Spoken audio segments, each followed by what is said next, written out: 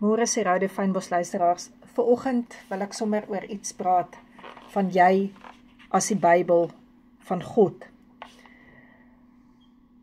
Ek het nou die dag uit my kar uitgeklim, waar 'n ander kar so skeef langs my gestop het. En hierdie kar se kleur was pers gewees. Jy kon sien aan hierdie kar, dit was lanklaas gewas.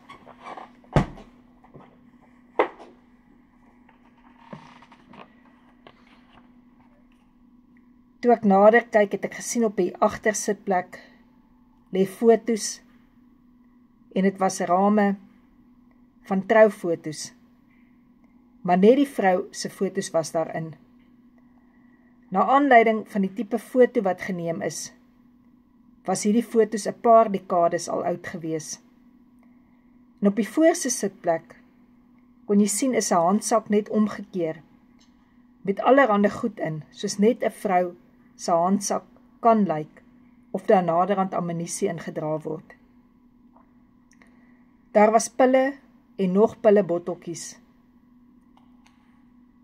En toe gaan dit net deur my.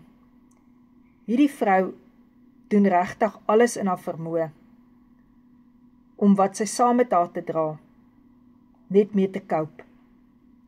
En my hart het uitgegaan na haar toe, wat ek nie eers ken nie.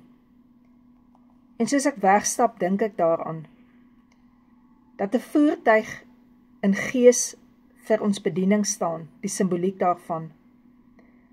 Ons almal is geroep, gestuur, om te word, wat God vir ons beplan het, in sy salwing. En ons moet onsself vra vanoggend, lê die fotos van ons as bruid van Jesus, sommer maar net op 'n agterste sitplek, lê ons gesinsverantwoordelikheid sommer net rond. Bid ons vir mekaar, bid ons saam, want dan kan daar die foto maar op die agterste sitplek lê, want mense sal kan sien, dat jy in God se afhanklikheid van sy seëninge leef.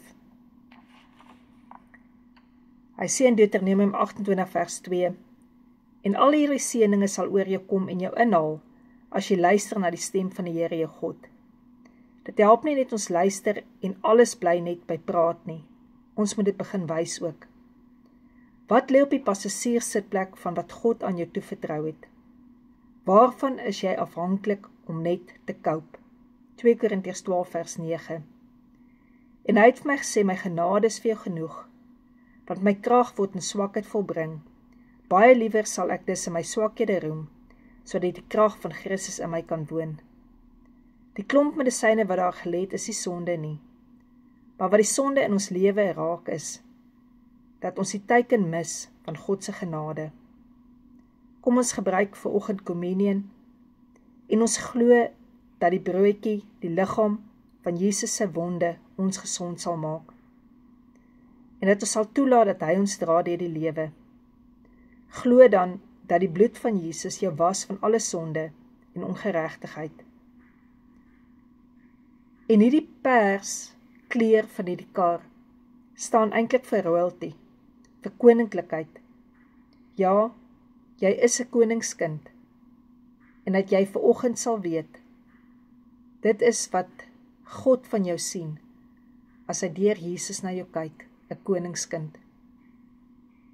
En kom ons pak reg in ons lewe, want ons is die Bybel, wat baie mense nie lees nie. Jesus, baie dankie vir die bloed vanoggend, dat ons die bloed kan drink, vergifnis kan vra vir ons sonde, maar ook vergifnis kan uitdeel, Here, en vir ander mense kan wys wat dit is om in vergifnis te leef. Help ons asseblief, Heilige Gees, daarmee. Dankie, Jesus, vir die liggaam wat ons vanoggend kan eet. Dit kan inneem en kan glo, Here, deur u wonde word ons genees. Amen.